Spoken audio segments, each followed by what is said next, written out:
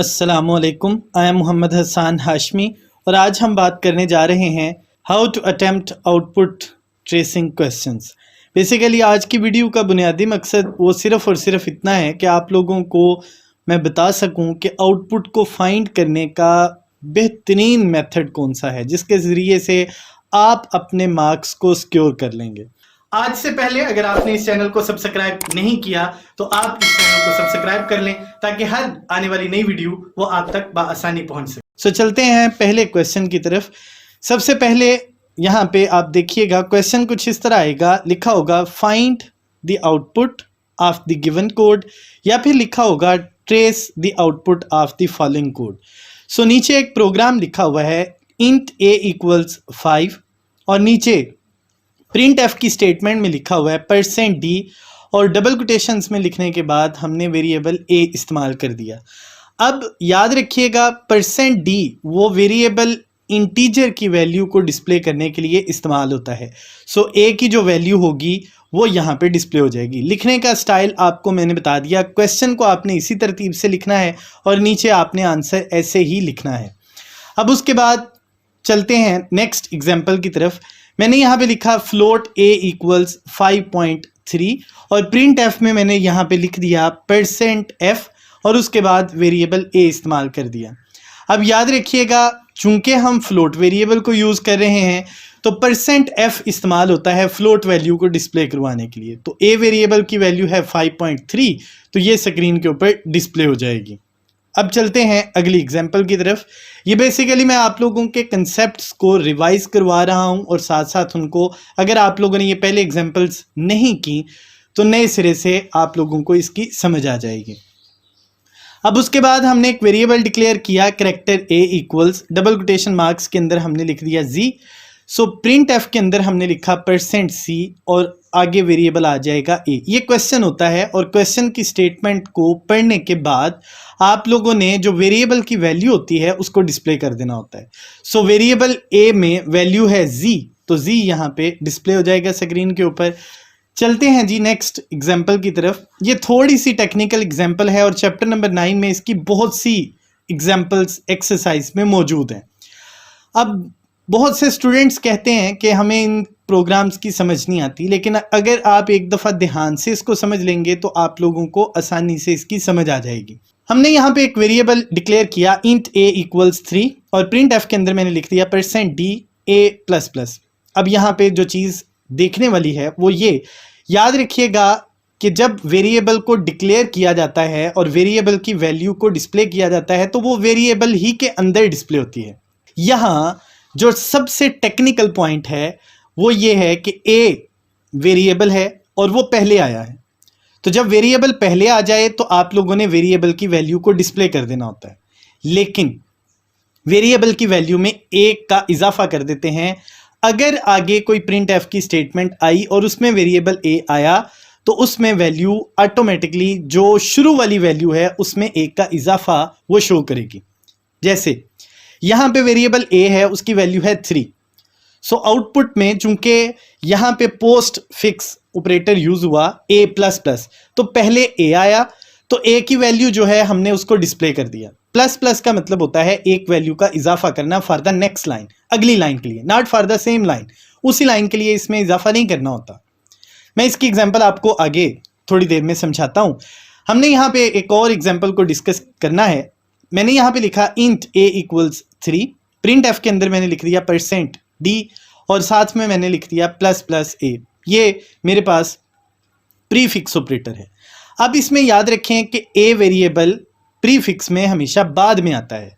तो जब प्रीफिक्स में a ऑपरेटर बाद में आएगा तो हम देखेंगे उसके शुरू में क्या है। तो शुरू में ++ है और ++ का ये जहन में रखें कि ++ जब भी इकट्ठा आएगा उसका मतलब है 1 का इजाफा। सो ऊपर वेरिएबल है 3 में फौरी तौर पे 1 का इजाफा कर दें तो यहाँ पे वैल्यू हो गई 4। अब a के अंदर हमने वो वैल्यू को डिस्प्ले कर दिया। पहले वैल्यू को ऐड करने के बाद हमने वेरिएबल की वैल्यू को डिस्प्ले करना होता है, इसको हम कहते हैं प्रीफिक्स। अब मैं नेक्स्ट एक एग्जांपल में ये दोनों यूज़ करता हूँ और वहाँ पे आप लोगों को आसानी से बात समझ आ जाएगी। मैंने एक वेरिएबल लिखा int a equals 3, print F के अंदर मैंने लिखा %d और उसके बाद मैंने प्रीफिक्स ऑपरेटर यूज किया ++a और नेक्स्ट लाइन के अंदर मैंने लिख दिया प्रिंट एफ %d a++। अब अगर मैं आप लोगों को बताऊं, अच्छा इस एग्जाम्पल में एक चीज याद रखिएगा, जितनी प्रिंट एफ की स्टेटमेंट्स होंगी उतनी ही आउटपुट होंगी। प्रिंट एफ की यहाँ पे 2 स्टेटमेंट्स हैं तो आउटपुट में भी 2 वैल्यूज डिस्प्ले होंगी। अब बात करते हैं प्रोग्राम की, तो इंट a इक्वल्स 3 और उसके बाद हमने प्रिंट एफ के अंदर पहले प्रीफिक्स ++a और बाद में पोस्टफिक्स a++ यूज किया। ऊपर से वेरिएबल a की वैल्यू आ रही है 3, ++ की वजह से a का इजाफा करके हमने a के अंदर वैल्यू को डिस्प्ले कर दिया। चूंकि a ही की वैल्यू डिस्प्ले करनी है सो हम वैल्यू को डिस्प्ले करते हैं। ++ की वजह से 3 में a का इजाफा हुआ तो 4, a की वैल्यू 4 यहाँ पे डिस्प्ले हो जाएगी। नेक्स्ट लाइन के अंदर यहाँ पे लिखा हुआ है a++। अब यहाँ पे देखिएगा a पहले आया, ++ बाद में आया। सो हमने यहाँ पे जो ऊपर से वैल्यू 4 आ रही है हमने उसको डिस्प्ले करना है। सो हमारे पास यहाँ पे रिजल्ट आ जाएगा 4 और 4। नेक्स्ट एग्जाम्पल की तरफ चलते हैं। यहाँ पे मैंने पोस्ट फिक्स को पहले और प्रीफिक्स को बाद में इस्तेमाल किया। सो a वेरिएबल की वैल्यू है 3, उसके बाद मैंने प्रिंट एफ के अंदर पहले पोस्ट फिक्स और दूसरे प्रिंट एफ के अंदर प्रीफिक्स इस्तेमाल किया। a++ के बाद मैंने ++a इस्तेमाल किया। अब ऊपर से वेरिएबल a की वैल्यू 3 है जो नीचे आ रही है। सो प्रिंट एफ के अंदर a पहले नंबर पे है तो हमने 3 को एज इट इज डिस्प्ले कर दिया। ++ की वजह से 3 में a का इजाफा हुआ तो वैल्यू हो गई 4। अब इस 4 को नीचे लेके आएंगे। सो शुरू में देखें यहाँ पे लिखा हुआ है ++, तो ++ की वजह से 4 में फिर 1 का इजाफा हुआ तो वैल्यू हो गई 5। अब आगे आपको नजर आ रहा है लिखा है a, तो आपने फौरी तौर पे वेरिएबल की वैल्यू को डिस्प्ले कर देना है। हमारे पास यहाँ पे जो रिजल्ट आएगा वो होगा 3, 5। अब उसके बाद मैं आप लोगों को एग्जाम्पल एक और करवा देता हूँ, माइनस में भी, डिक्रीमेंट ऑपरेटर में भी, ताकि आप लोगों को आइडिया मिल जाए। सो हमने यहाँ पे लिखा int a equals 3, print F के अंदर मैंने लिखा %d a-, और नेक्स्ट लाइन के अंदर मैंने प्री डिक्रीमेंट ऑपरेटर यूज किया -a। सो ऊपर से वेरिएबल की वैल्यू 3 है तो 3 ही डिस्प्ले हो जाएगी। माइनस का मतलब है 1 की कमी करनी है। सो 1 को हमने कम किया तो यहाँ पे वैल्यू जो नीचे आएगी वो आ जाएगी 2। माइनस का मतलब है 1 कम करना। सो ऊपर से वैल्यू 2 आ रही थी, 1 को फिर कम किया तो वैल्यू रह गई 1। अब आगे आपको a लिखा नजर आ रहा है, सो हमने एज इट इज वैल्यू को डिस्प्ले कर दिया जी। तो रिजल्ट आएगा हमारे पास 3, 1। अब हम चलते हैं एक और एग्जाम्पल की तरफ। Int a equals 3, print F के अंदर %d मैंने लिखा और साथ में लिख दिया -a, यानी प्री डिक्रीमेंट को मैं अब पहले इस्तेमाल कर रहा हूं और पोस्ट डिक्रीमेंट को बाद में। सो मैंने यहाँ पे लिखा a की वैल्यू 3। जब ये वैल्यू नीचे आएगी तो माइनस का मतलब है 1 की कमी। सो 3 में से 1 को कम कर देंगे तो अब रिजल्ट आ गया 2। अब उसके बाद a के अंदर जब रिजल्ट डिस्प्ले किया 2 तो उसके बाद a की वैल्यू को नीचे लेके आए। यहाँ पे फिर आपको सामने नजर आ रहा है कि पहले a है बाद में माइनस, तो a की ऊपर से जो वैल्यू आ रही है हमने उसको एज इट इज डिस्प्ले कर देना है और वो हो जाएगा 2 और 2। नेक्स्ट एग्जाम्पल है जिसके अंदर अगर बाज़ औक़ात ऐसे हो कि प्रिंट एफ की स्टेटमेंट से हट के अगर इंक्रीमेंट या डिक्रीमेंट ऑपरेटर आ जाएं तो हम उसको किस तरह डील करेंगे। सो मैंने यहाँ पे लिखा इंट a इक्वल्स 3, नीचे a++, प्रिंट एफ के अंदर %d a-, और प्रिंट एफ के अंदर लिखा %d ++ है। सो a की वैल्यू 3 है तो यहाँ पे देखें प्रिंट एफ की स्टेटमेंट्स हैं 2, रिजल्ट भी 2 ही आने हैं। तो यहाँ पे जो a++ दूसरी लाइन में लिखा हुआ है इसका मतलब क्या है? इसका मतलब ये है कि 3 को आपने 1 में ऐड करने के बाद प्रिंट एफ की स्टेटमेंट की तरफ चले जाना है। सो 3 में 1 को ऐड किया तो रिजल्ट हमारे पास आ गया 4। अगर यहाँ पे प्रिंट एफ की स्टेटमेंट होती तो हम यहाँ पे रिजल्ट 3 ही डिस्प्ले करते हैं, लेकिन चूंकि ये प्रिंट एफ की स्टेटमेंट से ऊपर लिखा हुआ है सो हमने यही बात की थी कि अगर पोस्ट ऑपरेटर आ जाए तो हमने नेक्स्ट लाइन में जाके इजाफा करना होता है। सो यहाँ पे 3 में 1 को जमा करके हम नेक्स्ट लाइन की तरफ चले गए जहाँ पे प्रिंट एफ के अंदर a-, लिखा हुआ है।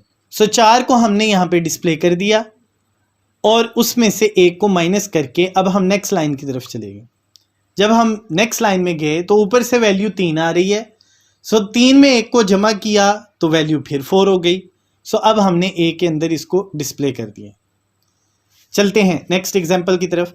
ये थोड़ी सी टेक्निकल है, इसको ध्यान से समझिएगा ताकि आप लोगों को इस क्वेश्चन को करने में मुश्किलात ना हो। मैंने यहाँ पे एक वेरिएबल लिखा इंट a इक्वल्स 7 और a equals a/3, print f %d और साथ में मैंने लिख दिया a। याद रखिएगा डिवीजन के लिए हम जब अरिथमेटिक ऑपरेटर्स को डिस्कस किया था हमने चैप्टर नंबर 9 के अंदर, तो वहां पे मैंने आप लोगों को बताया था कि डिवीजन के लिए दो ऑपरेटर्स आते हैं।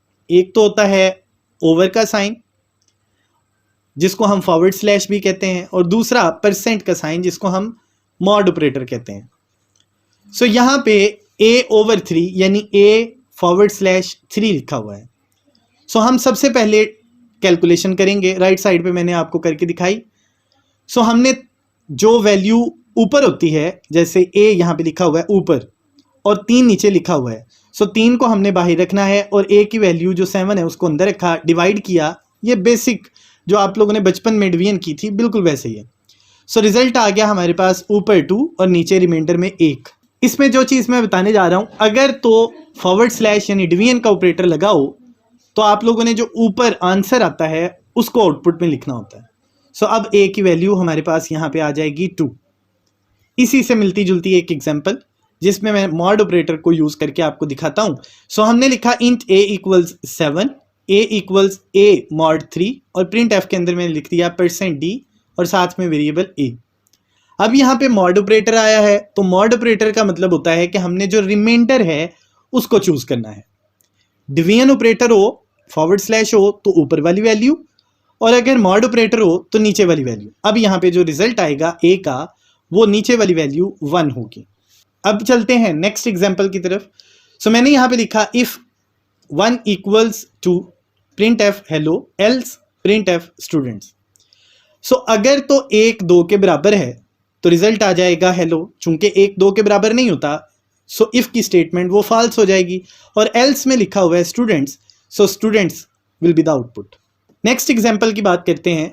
लिखा है for a equals 0 semicolon, a is less than और इक्वल 3 सेमीकोलन a++, और नीचे प्रिंट f के अंदर मैंने लिखा %d कॉमा साइन, उसके बाद वेरिएबल a। सो यहाँ पे a की फर्स्ट वैल्यू वो 0 है और आखिरी वैल्यू 3 है। सो हमने 0 से वैल्यू 3 तक वो रन करनी है। चूंकि %d के बाद कामा साइन यूज हुआ, सो आउटपुट में हमारे पास कामा साइन वो लाजमी तौर पे डिस्प्ले होगा। मुझे उम्मीद है कि इन एग्जांपल्स की मदद से आप लोगों को आउटपुट ट्रेस करना वो ज़रूर आ जाएगा, और उम्मीद करता हूं कि आपके पेपर में भी आप लोगों को इन क्वेश्चंस को अटेम्प्ट करने में मुश्किल दरपेश नहीं होगी। मैं दुआगो हूं कि अल्लाह ताला आप लोगों को कामयाब व कामरान करे। अपने पेपर में इन क्वेश्चंस को ज़रूर अटेम्प्ट करिएगा। अगर आपको समझ नहीं आई तो कमेंट्स में मुझे ज़रूर पूछिएगा ताकि मैं आप लोगों को आगाह कर सकूं। अपना बहुत ख्याल रखिएगा। अल्लाह ताला हम सब का हामी नासर हो। अल्लाह ने के बाद।